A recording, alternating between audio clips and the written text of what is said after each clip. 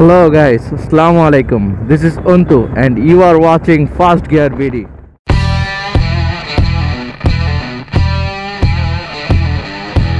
তো আজকে আমরা যাচ্ছি মানিকগঞ্জ জেলার একটি জমিদার বাড়িতে। ওইখানে সেই জমিদারের আমলের যেই রাজপ্রাসাদগুলো আছে ওগুলো আছে। এটা বালিয়াটি একটা গ্রাম নামে পরিচিত, ওই বালিয়াটি প্রাসাদ নামে পরিচিত এটা, বা মানিকগঞ্জ জমিদার বাড়ি বললেও অনেকে চিনে। তো ওইখানে যাব, আর ওইখান থেকে সম্ভবত আমরা ধামরাইতে একটা জায়গা আছে যেখানে কাঁসার জিনিসপত্র, থালা বাসন, হাঁড়ি পাতিল এগুলা বানায়। তো ওইখানটা একটু ঘুরতে যাব, ওইখানে দেখব আমাদের ঐতিহ্যবাহী সেই কাঁসার থালা, কাঁসার বাসন। এগুলো আগে অনেক ইউজ করা হতো, এখন ইউজ করা হয় না, এখন সব সিরামিকের পণ্যই আমরা ইউজ করি বেশিরভাগ। আর সবাইকেই নতুন বছরের শুভেচ্ছা জানাচ্ছি, হ্যাপি নিউ ইয়ার। তো আজকে সকালে আমাদের একটা রস ট্যুরের প্ল্যান ছিল। রস ট্যুর মানে আর কি আমরা খেজুরের রস খেতে যাব, এমন একটা ট্যুরের প্ল্যান ছিল। কিন্তু ট্যুরটা ছিল আর কি একদম ভোরে বলতে ফজরের আজানের অনেক আগে, মানে 4:30টার দিকে। তো এত ভোরে আর তখন ওঠা যায় নাই, আর কিছু সেফটির জন্য আর কি, সিকিউরিটির জন্য হয় নাই। আবার আমি যেই বাসায় থাকি ওই বাসার গেটও খুলে নেই এত সকালে, এই জন্য আর কি ওইখানে যাওয়া হয়নি। এই জন্য ভাবলাম আজকে বছরের প্রথম দিনই একটা জমিদার বাড়িতে ঘুরে আসি, একটা ছোটোখাটো একটা ট্যুর হয়ে যাক।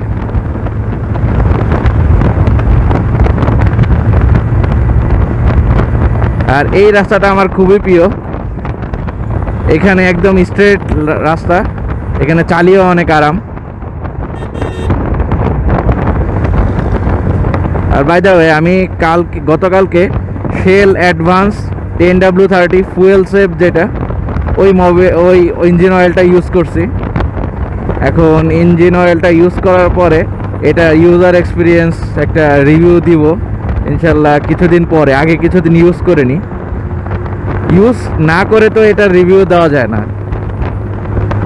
এখন ইউজ করে দেখি যে এটাতে আসলে কি ফুয়েল সেভ হয় কি না, বা এটা কেমন লাস্টিং করে, বা কত কিলো পর্যন্ত চালানো যাবে। তো আমি যেখান থেকে কিনছি এবং মানে একজন পরিচিত বড় ভাই, তো সে বলল এই ইঞ্জিন অয়েলটা 3000 কিলোমিটারের মতো চালানো যাবে। এখন দেখি 3000 কিলোমিটারের মতো চালানো যায় কিনা। এই ইঞ্জিন অয়েলটার দাম মাত্র 750 টাকা, এবং ইঞ্জিন অয়েলটার সাথে আমি একটি চাবির রিংও পাইছি, গিফট হিসাবে পাইছি। আপনারা দেখতে পাচ্ছেন এইটাই সেই চাবির রিংটা আর কি মোটামুটি ভালো লাগছে আমার কাছে, এই জন্য এটা আমি ইউজ করতেছি। আগে আমি এই চাবি রিংটা ইউজ করতাম না, অন্য একটা চাবি রিং ইউজ করতাম।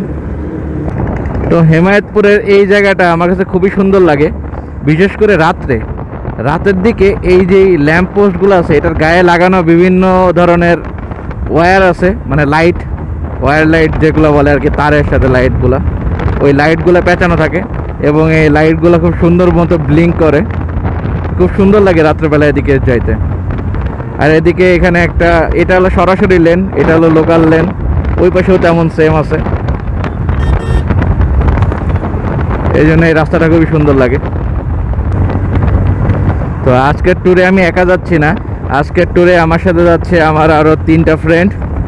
সামনের বাইকে আছে এখানে রাকিব এবং তকি,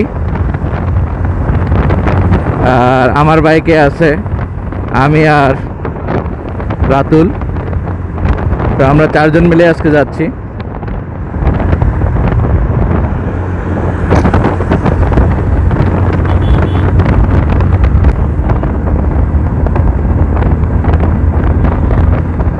তো এইসব রাস্তায় খুব সতর্কতার সাথে চলতে হবে, কারণ রাস্তার এই পাশ থেকে ওই পাশে সবসময় মানুষ পারাপার করতেই থাকে। আর এখানে কোনো ফুট ওভার ব্রিজও নাই, আর ফুট ওভার ব্রিজ দিয়ে তেমন লাভও নাই যদি মানুষ পরিবর্তন না হয়, কারণ ঢাকার অনেক রাস্তায় ফুট ওভার ব্রিজ আছে, কিন্তু মানুষ এগুলো মানে না, মানুষ ঠিকই সেই নিচ দিয়েই যায়। তো চলতে চলতে আমরা সাভারে চলে আসছি। আর সাভার মানেই জ্যাম, লোকাল বাসগুলা রাস্তা আটকায় রেখে যাত্রী ওঠানামা করায়, এই জন্য জ্যাম পড়ে যায়। তো কেবল জ্যাম ঠেলে আমরা একটু বেরোইলাম, এখনও রাস্তা তেমন একটা ফাঁকা হয়নি, একটু সামনে গেলেই রাস্তা ফাঁকা হয়ে যাবে। আমরা চলে আসলাম নবীনগরে, নবীনগর থেকে আমরা এখন ক্রস করব।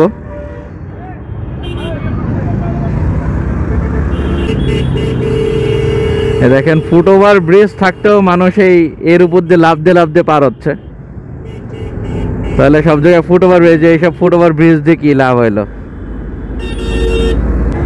এখানে বাম পাশে জাতীয় স্মৃতিসৌধ, দেখি কোনো একদিন টাইম পেলে এই স্মৃতিসৌধটি ঘুরে যাব এবং আপনাদেরও একটু দেখাবো যে আসলে ভিতরটা কেমন। অনেকেই এটা সামনে দিয়ে গেছেন কিন্তু ভিতরে যান নাই, একদিন দেখি দেখাবো।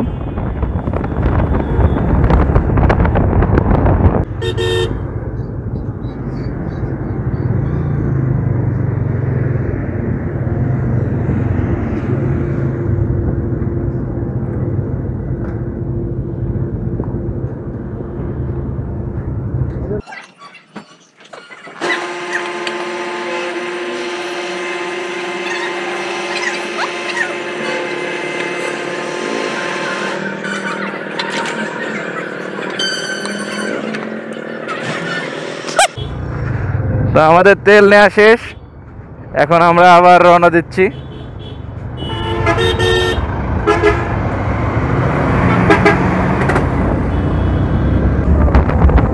এই পাশে ডান পাশে সরিষা ক্ষেত, সরিষার ফুলগুলো ফুটে রয়েছে, হলুদ হয়ে কত সুন্দর লাগতেছে।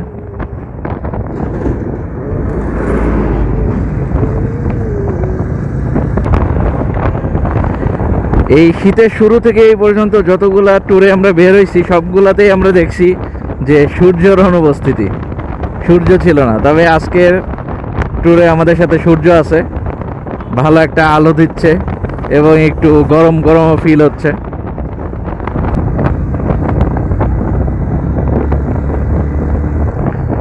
এই যে একদম হলুদ সরিষা ক্ষেত, খুব সুন্দর লাগে। হ্যাঁ, খুব সুন্দর একটা স্মেল আসে।